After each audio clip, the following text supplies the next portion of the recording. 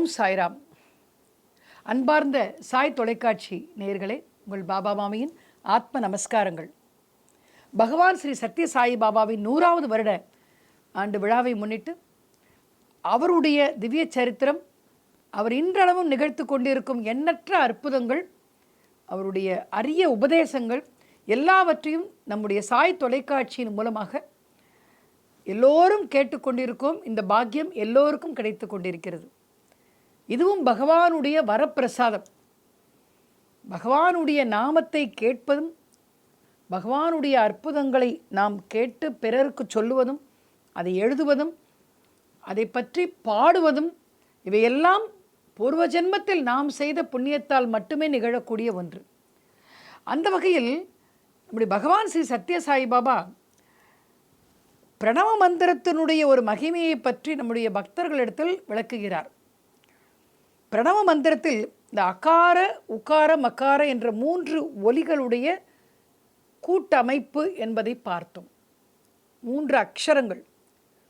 இந்த அகார, உகார, மகார ஒலிகளுடைய கூட்டமைப்பு என்று சொல்லும் பொழுது அதை ஆங்கிலத்தில் AUM என்று சுவாமியினுடைய அந்த லோகோ, அந்த சின்னத்தில் நாம் பார்க்கலாம். ஆக 3ம் சேர்த்து நாம் உச்சரிக்க வேண்டும். அது அப்பொழுதுதான் அது நிறைவு பெறும். அது அந்த அகாரம் என்று சொல்வது பிரம்மன், உகாரம் என்று சொல்வது விஷ்ணு, இரண்டும் சேர்த்து மகாரமாகிய ருத்ரனில் ஒடுங்குவதாக கூறுகின்றது. ஆக அந்த அகாரம் என்று சொல்லும் பொழுது நம்முடைய ஆத்மா சூக்ஷ்ம சரீரத்தில் இயங்கும் பொழுது, சூக்ஷ்ம சரீரம்னா நம்முடைய இந்த தேகம், சரீரம், உடம்பு, அது பிரகிருதி தத்துவம் என்று சொல்வார்கள். இந்த இயற்கை தத்துவம், பிரகிருதி தத்துவம், இந்த உலகம், அது விழிப்பு அவஸ்தை. இந்த உலகத்தில் இந்த நாம் நம்முடைய சரீரத்தில் உள்ள அவஸ்தை, இது அகார தத்துவம். மகாரம் என்று சொல்லும் பொழுது நம்முடைய ஆத்மா சூக்ஷ்ம சரீரத்தில், ஜாகிரதி, ஸ்வப்னா, சுஷுப்தி என்று சொல்வார்கள். ஆக சூக்ஷ்ம சரீரம் என்று சொல்லும் பொழுது கண்களுக்கு புலப்படாத அந்த சரீரம். பொதுவாக நம்முடையவர்களுடைய இயல்பு என்னவென்றால், நம்முடைய கண்களுக்கு ஒரு விஷயம் புலப்படவில்லை என்றால், நமக்கு ஒரு விஷயத்தை பற்றி ஒரு ஞானம் இல்லை என்றால், நாம் அதை இல்லை என்று மறுத்து விடுவோம். இது நம்முடைய நம் மனிதர்களுடைய இயல்பு அது. ஆக இந்த சூக்ஷ்ம சரீரத்தை பற்றி விளக்கும் பொழுது, இந்த சூக்ஷ்ம சரீரம் அக்னி தத்துவத்தில் இயங்குகிறது. அது அந்த ஆணவம் என்று சொல்லக்கூடிய சொப்ன அவஸ்தை என்று சொல்வார்கள், கனவு நிலை.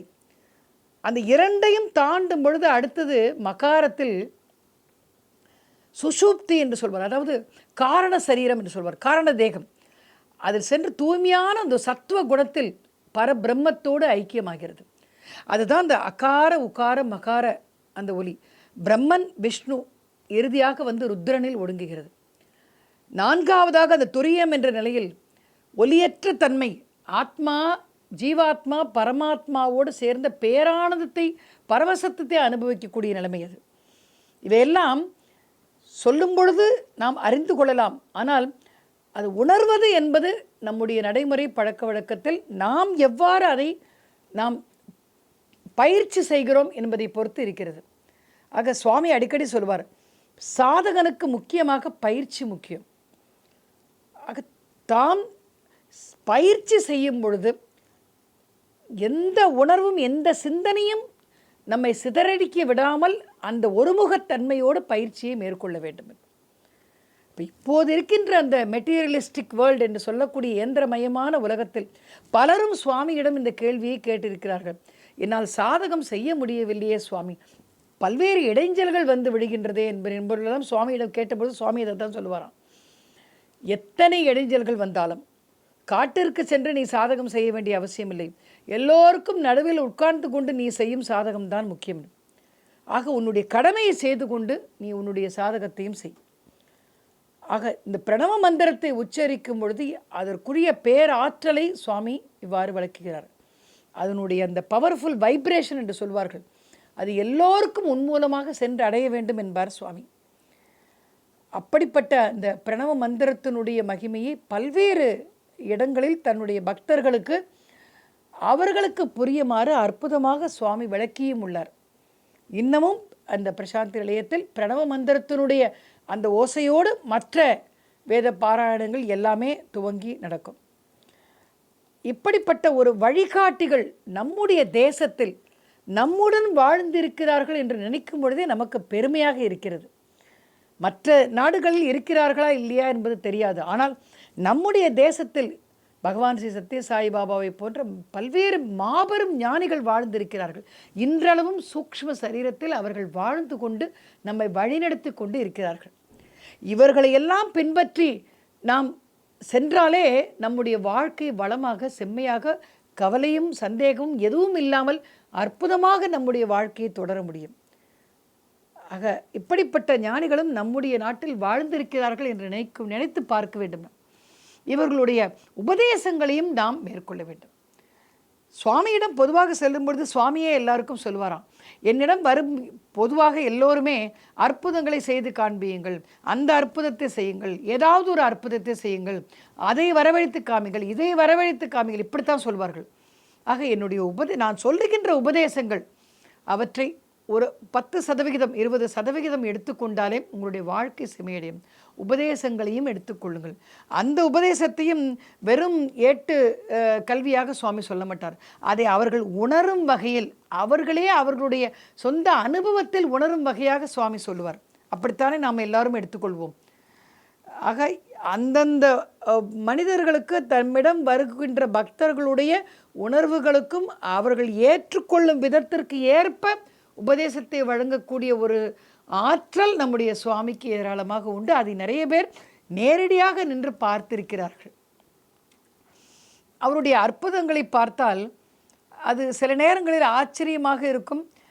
செயலிழந்து போய்விடுவோம். இப்படி கூட நடக்குமா அற்புதம், இப்படி கூட நிகழுமா என்பதெல்லாம் பார்த்து விடுவோம். எப்போதுமே மகான்கள், நான் அடிக்கடி சொல்லியிருக்கிறேன், எப்போதுமே மகான்கள் இயற்கைக்கு மாறாக, இயற்கையினுடைய விதிகளுக்கு மாறாக இயங்கக்கூடியவர் அல்ல. மகான்கள் எப்பொழுதுமே இயற்கையினுடைய விதிகளை அனுசரித்தே வாழ்வார்கள். சில சமயங்களில் சில விஷயங்கள் நற்காரியங்களை செய்ய வேண்டுமென்றால் இயற்கையினுடைய அனுமதி பெற்றே அவர்கள் அந்த மாதிரியான ஒரு விஷயங்களை, ஒரு அற்புதங்களை செய்வார்கள். ஆக இயற்கையினுடைய ஒரு நியதிகளுக்கு மாறாக ஞானிகளும் மகான்களும் சித்த புருஷர்களும் நடந்து கொள்ள மாட்டார்கள் என்பதை பார்த்தோம். பிரசாந்தி நிலையத்தில் சுவாமியினுடைய ஒரு அந்த பெயர் கொண்ட அந்த கல்லூரியில் MBA என்று சொல்லக்கூடிய அந்த கல்லூரியில் பிஸ்னஸ் மேனேஜ்மெண்ட் என்று சொல்வார்கள், அந்த ஒரு கல்லூரியில் அந்த படிக்கக்கூடிய மாணவர்களுக்கு ஒவ்வொரு வருடமும் 1999 நடந்த ஒரு அற்புதம் இது. ஒவ்வொரு வருடமும் 21 ஆகஸ்ட் மாதம் ஒவ்வொரு வருடமும் அந்த ஒரு விழா ஒன்று எடுப்பார்கள். Business management, master of business management என்று சொல்லக்கூடிய அந்த வியாபார கல்வியை கற்கும் அந்த கல்லூரியில் ஒவ்வொரு ஆண்டும் ஒரு நாள் அந்த விழா எடுப்பது வழக்கம். அப்பொழுது மாணவர்கள் எல்லோருமாக சென்று பகவானை அழைத்து பகவானுடைய ஒரு விஷயங்களை, அற்புதங்களை, உபதேசங்களை கேட்பது வழக்கம். காரணம், அந்த முடித்து அந்த கல்லூரி கல்வியை முடித்து வெளியே செல்லும் பொழுது நாம் எப்படி நம்முடைய வாழ்க்கையை அமைத்து கொள்ள வேண்டும், எப்படி இருந்தால் நமக்கு ஒரு நல்ல ஒரு வாழ்க்கை, வசதியான வாழ்க்கை, அதே நேரத்தில் நாம் மற்றவர்களுக்கு உபகாரம் செய்யக்கூடிய ஒரு வாழ்க்கை அமையும், இதையெல்லாம் கேட்டு தெரிந்து கொள்ள வேண்டும் என்று மாணவர்கள் எல்லோரும் ரொம்ப ஆர்வமாக இருப்பார்கள். அந்த ஒரு நிகழ்ச்சியை மட்டும் யாருமே ஒரு மிஸ் பண்ண மாட்டாங்கன்னு சொல்லுவாங்களே, அது மாதிரி யாருமே தவறவிட மாட்டார்கள். ஏதாவது வெளியூருக்கு செல்ல வேண்டும் என்றால் கூட அந்த ஒரு பயணத்தை ரத்து செய்துவிட்டு ஒத்தி போட்டுவிட்டு அன்றைய நாளுக்காக மாணவர்கள் எல்லாம் ஏங்கி காத்து கொண்டிருப்பார்களாம். ஒவ்வொரு வருடமும் இது நடக்கும். அப்படி ஒரு 1999 வருடம் 21 ஆகஸ்ட் மாதம் அந்த ஒரு MBA மேனேஜ்மெண்ட் ஸ்டடீஸ் அந்த மாணவர்களுடைய அந்த விழா நடக்கவிருந்தது. அவருடைய அந்த நிலைய அந்த கல்லூரி மேலாளர், வைஸ் சான்சலர் என்று சொல்லக்கூடிய அந்த தாளாளர், அந்த கரஸ்பாண்டன்ட் எல்லோருமாக சென்று சுவாமியிடம் ஒரு அனுமதி வாங்கி வருகிறார்கள். சுவாமி, எப்படியாவது நீங்கள் எங்கள் மாணவர்களுக்கு உங்களுடைய உபதேசத்தை அளியுங்கள். இந்த ஆண்டு விழா வழக்கமாக ஒவ்வொரு ஆண்டு விழாவும் வருவதாக சுவாமி வாக்களித்துள்ளார். அப்படி சொல்லும் பொழுது அந்த வருடம் சுவாமிக்கு உடல்நிலை சரியில்லை. அப்போ சுவாமியால் எப்படி வர முடியும்? சுவாமியை யாரும் வற்புறுத்த மாட்டார்கள். சுவாமியை பற்றி எல்லோருக்குமே தெரியும். ஆக சுவாமிக்கு உடல்நிலையும் சரியில்லை. சுவாமியை இப்பொழுது நாம் எப்படி அழைப்பது என்று எல்லோரும் ஒருவருக்கொருவர் யோசித்தார்கள். பிறகு சுவாமி தங்களால் முடிந்தால் வந்து எங்களுடைய அந்த மாணவர்களுக்கு உங்களுடைய உபதேசத்தை வழங்குங்கள், உங்களுடைய தரிசனத்தை அழியுங்கள், இது எங்களுடைய தாழ்மையான வேண்டுகோள் என்று எல்லோரும் வேண்டுகோளை வைத்துவிட்டு சென்று விட்டார்கள். இப்பொழுது சுவாமிக்கு தர்ம சங்கடமான நிலை, சுவாமியினுடைய உடல்நிலை சரியில்லை. ஆனால் தன்னுடைய குரலை அவரால் எடுக்க முடியவில்லை. தன்னுடைய குரல் எடுத்து அவரால் பேசக்கூடிய சூழ்நிலையில் அவர் இல்லை. இது இயற்கையினுடைய ஒரு நியதி. ஆனால் சுவாமி அதை மீறி எதுவும் புரிய விரும்பவில்லை. ஒரு நாள் முழுவதும் அப்படியே இருந்தார். பிறகு சரி, என்ன நடப்பதோ நடந்துவிட்டு போகட்டும், என்னுடைய மாணவர்களை நான் நிராசை அடைய செய்ய மாட்டேன், அவர்கள் மிகவும் ஆர்வத்தோடு என்னை அழைத்திருக்கிறார்கள், எப்படியாவது அவர்களுக்கு தரிசனமாவது அளித்துவிட்டு வருவேன் என்று சொல்லி நான் வருகிறேன் என்று வாக்களித்து விட்டாராம். வாக்களித்து விட்டவுடன், ஏனென்றால் ஏற்கனவே வாக்களித்து இருக்கிறார், இந்த வாக்கை நான் மீற மாட்டேன் என்று சொல்லிவிட்டு நேரடியாக நேராக அந்த மண்டபத்திற்கு சென்று அங்கே சென்று அவருடைய அந்த சுவாமியினுடைய ஆசனத்தில் அமர்ந்து விடுகிறார். எல்லோருக்கும் ஒரே சந்தோஷம், சுவாமி வந்து விட்டார். வரமாட்டார் என்று எல்லோரும் சொல்லிக் கொண்டிருந்தார்கள், சுவாமி பேச மாட்டார் என்று எல்லோரும் சொல்லிக் கொண்டிருந்தார்கள். இப்பொழுது வந்து விட்டார், நிச்சயம் பேசவும் செய்வார், நம்மிடையே உரையாடுவார், நமக்கு உபதேசம் அளிப்பார். நாம் இப்பொழுது இந்த படிப்பை முடித்து செல்லும் பொழுது நாம் சுவாமியினுடைய ஆசீர்வாதத்தோடு நாம் எல்லோரும் விடைபெறுவோம் என்று ரொம்ப ஆர்வத்தோடு சந்தோஷமாக எல்லோரும் உட்கார்ந்திருக்கிறார்கள். அந்த மேலாளர், இந்த வைஸ் சான்சலர் எல்லோரும், அந்த அத்தனை பேரும், கல்லூரி முதல்வர் எல்லோரும் உட்கார்ந்திருக்கிறார்கள். இப்பொழுது சுவாமி எழுந்திருக்கிறார். பேச ஆரம்பிப்பதற்காக பேச்சு அவருக்கு தொண்டையிலிருந்து வரவில்லை. சிறிது நேரம் ஆகியது. அவருடைய பேச்சை மொழிபெயர்ப்பதற்காக கல்லூரி அந்த இதிலிருந்து அவர் தாளாளர் முதல்வர் அங்கே இருக்கிறார். பேச்சை மொழிபெயர்ப்பதற்காக இருந்தவர் சுவாமியினுடைய அந்த நிலையை பார்த்துவிட்டு மிகவும் வருத்தப்படுகிறார். இது மாதிரியான ஒரு சூழ்நிலையில் சுவாமியை வரவழைத்து நாம் கஷ்டப்படுத்துகிறோமே, பாவம் அவர் என்ன செய்வார் என்று மனம் மிகவும் வேதனையோடு, சுவாமி தங்களால் மைக்கில் பேச முடியாவிட்டால் தங்கள் என்னுடைய காதுகளில் தாங்கள் என்ன சொல்ல விரும்புகிறீர்களோ அதை சொல்லுங்கள், நான் ஒலிபெருக்கியில் நான் அதை மாணவர்களுக்கு தெரிவிக்கிறேன் என்று சொன்னாராம். ஒரு நிமிடம் பொறு என்று சுவாமி சொல்லியிருக்கிறார். ஒரு நிமிடம், 2 நிமிடங்கள் கழித்து என்ன அற்புதம் அங்கே நடந்தது என்று தெரியாது. கணீர் என்று கம்பீரமான குரலோடு சுவாமி எல்லோருக்கும், என்னுடைய பிரியப்பட்ட என்னுடைய குழந்தைகளே என்று பேச ஆரம்பித்த பொழுது எல்லோருக்கும் ஒரே சந்தோஷம். ஆரவாரித்து கைத்தட்டலோடு சுவாமியுடைய பேச்சை எல்லோரும் வரவேற்றார்கள். அப்பொழுதுதான் சுவாமி சொன்னாராம், அந்த 2 நாட்கள், 1 வாரமாக எனக்கு தொண்டை குரல் எழும்பவில்லை. இயற்கையினுடைய விதி, என்னுடைய தொண்டை இப்படித்தான் இருக்க வேண்டும், என்னுடைய குரல் வெளியே வரக்கூடாது என்பது இயற்கையினுடைய விதி. நான் அதுக்கு கட்டுப்பட்டு நான் இருந்தேன். இப்பொழுது நான் உங்களுக்கு, மாணவ செல்வங்களுக்கு, நான் ஒவ்வொரு வருடமும் உங்களிடம் வந்து உங்களுக்கு விடையை தருவதற்காக நான் உபதேசங்களை கூறுவேன், உங்களை ஆசீர்வதித்து அனுப்புவேன் என்று வாக்களித்திருக்கிறேன். என்னுடைய ப்ராமிஸை நான் மீற முடியாது. ஆக நிச்சயமாக என்னுடைய ப்ராமிஸை, நான் வாக்கை நான் காப்பாற்றுவேன். இதற்காக நான் இயற்கை தேவதையினிடம் கேட்டு அதனுடைய உத்தரவிற்கு ஏற்ப நான் என்னுடைய இந்த உரையை துவங்குகிறேன் என்றாராம். ஆக இயற்கையினுடைய அந்த விதிகளுக்கு மீறாமல் இயற்கையை வணங்கி இயற்கையிடம் அன்போடு கேட்டு உத்தரவு பெற்று நான் என்னுடைய மாணவர்களை கஷ்டப்படுத்த வேண்டாம் என்று சொல்லி அவர்களுக்கான உபதேசத்தை கம்பீரமாக, மிகவும் பழைய ஒரு குரலை விட மிகவும் அதைவிட கம்பீரமாக, அதைவிட கணீர் என்று சுவாமியினுடைய குரல் அந்த அந்த ஒரு மண்டபத்தில் எதிரொலிக்கின்றது. அத்தனை பேரும் அதை கேட்டு பரவசம் அடைகிறார்கள். அத்தனை பேரும். அப்பொழுதுதான் எல்லோருக்குமே தெரிந்தது, சுவாமியால் நிகழ்த்த முடியாதது வேறு யாரால் நிகழ்த்த முடியும்? சுவாமியால் எல்லாமே, சுவாமி நினைத்தால் எல்லாமே சாத்தியம். அதுவும் யாருக்காக? நமக்காக அவர் செய்கிறார். அவருக்காக அவர் எதுவும் செய்து கொண்டது கிடையாது. ஆக நமக்காக அவர் செய்கிறார். நமக்காகத்தான் சுவாமி, சுவாமியினுடைய அவதாரம் நமக்காக நிகழ்ந்திருக்கிறது. ஆக நமக்காக எல்லாவற்றையும் செய்கிறார் சுவாமி என்று அவ்வளவு பேரும் ஆனந்தத்தோடு கண்ணீர் சிந்த சுவாமியினுடைய பேச்சை, சுவாமியினுடைய உபதேசத்தை கேட்டு ஆசீர்வாதத்தை பெற்று அங்கு விடை பெற்றார்கள். அப்படி ஒரு அற்புதமான சம்பவம் அங்கே நடைபெற்றது. இதே போன்று ஒருவருடைய, அதாவது இன்னும் 6 நாட்களில் உன்னுடைய உயிர் பிரியப் போகிறது என்று எல்லோராலும் நிச்சயிக்கப்பட்ட, தீர்மானிக்கப்பட்ட, உறுதியாக்கப்பட்ட அந்த ஒரு இறப்பை தடுத்து நிறுத்தி பல வருடங்கள் அவரை வாழ வைத்து அப்படி ஒரு அற்புதத்தை சுவாமி செய்திருக்கிறார். சிதம்பரம் நடராஜன் என்பவருக்கு அந்த அற்புதம் நடந்தது. அந்த அற்புதத்தை பற்றி நாம் இப்பொழுது பார்ப்போம். அவர் தன்னுடைய ஒரு பயோகிராஃபி அதில் வந்து எழுதியிருக்கார். சாய் மகிமா என்பதில் தன்னுடைய உயிரை சுவாமி எப்படி மீட்டு கொண்டு வந்து பல வருடங்கள் பிறகு உயிரோடு வாழ்ந்திருக்கிறார். அதை பற்றி அற்புதமாக அவர் விளக்கி இருக்கிறார். அதாவது 1958 வருடம் அவருக்கு ஒரு மிகப்பெரிய கண்டம் ஒன்று இருக்கிறது என்று அவருடைய ஜாதகத்தை பார்த்த ஒருவர் சொல்லியிருக்கிறார். அதாவது மார்ச் மாதம் 14ஆம் தேதியை கூட அப்பொழுது கணித்திருக்கிறார்கள். ஜோதிடம் எப்பொழுதுமே பொய்யாகாது. ஆனால் அதை முறையற்ற வகையில் பணத்துக்காக, காசுக்காக, கமர்ஷியல் என்று சொல்வார்களே, வியாபார நோக்கோடு அணுகுபவர்கள் நிறைய பேர் இன்று பெருகிவிட்டதால் அதன் மேல் நம்பிக்கை பல பேருக்கு இல்லை. ஜோதிடம் எப்பொழுதும் உண்மையானது. அதை நேர்மையாக கையாள வேண்டும், அதுதான் உண்மை.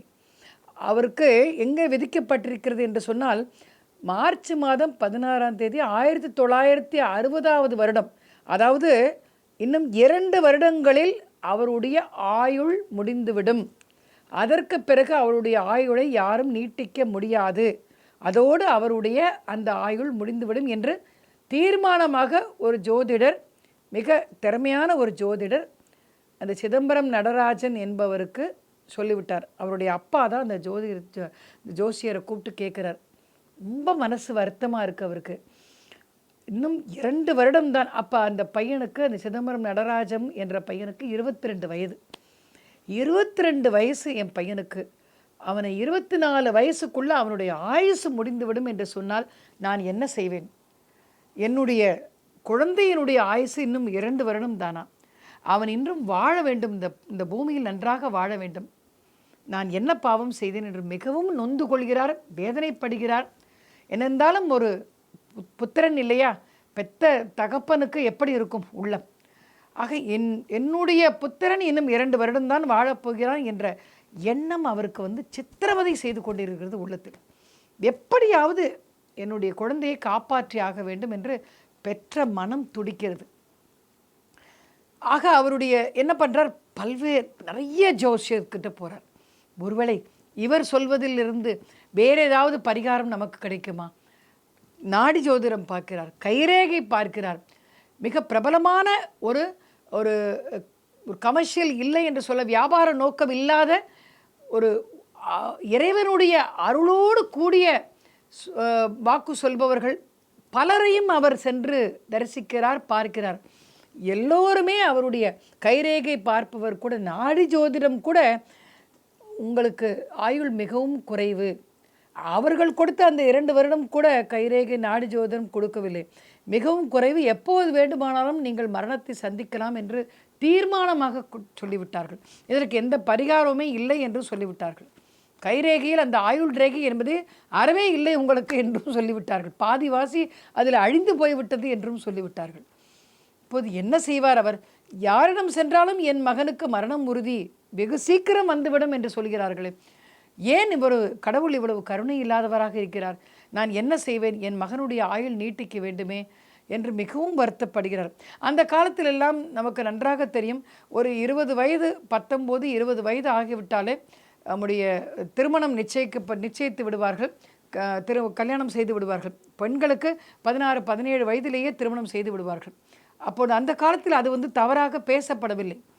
அப்போ என்னுடைய மகன் இறப்பதற்கு முன்னால் ஒருவேளை திருமணம் செய்து வைத்து விட்டால் அவன் உயிரோடு பிழைத்து விடுவான்.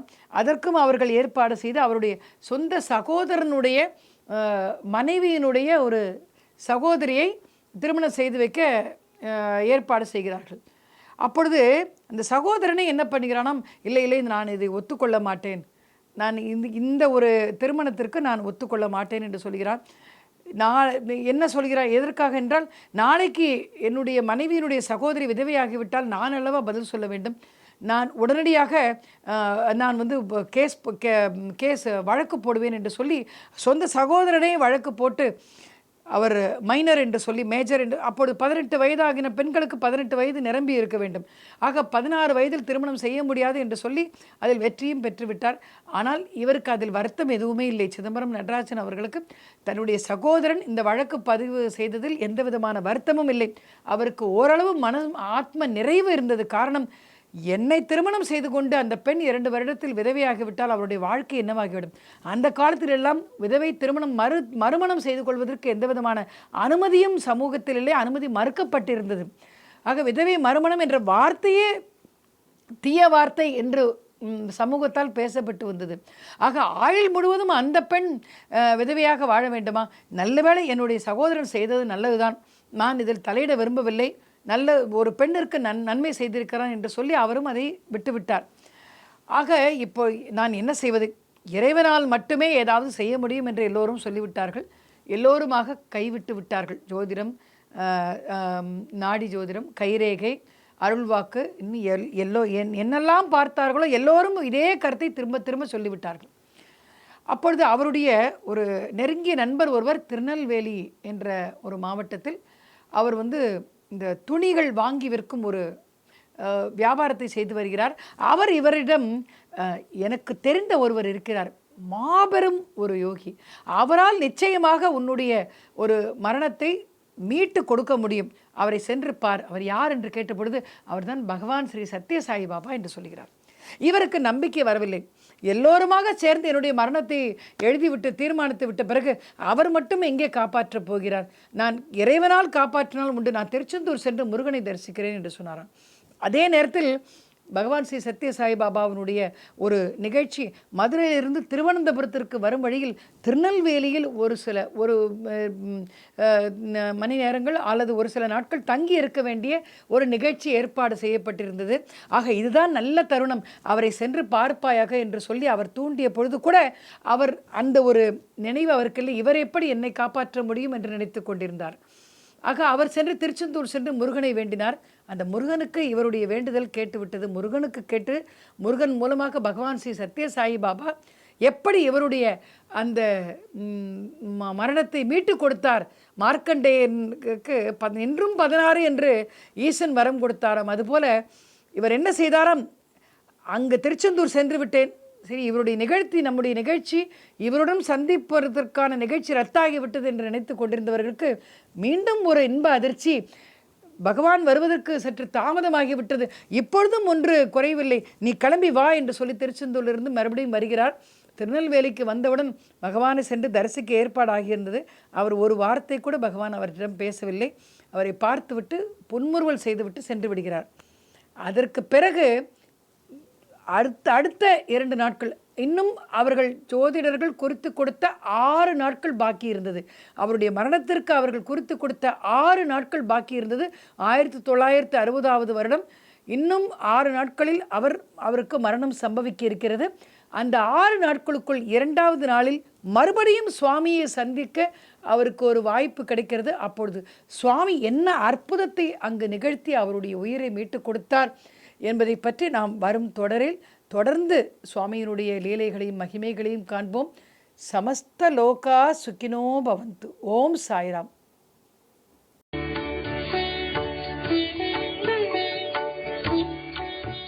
தமிழில் முதல் பக்தி சேனல் சாய் டிவி.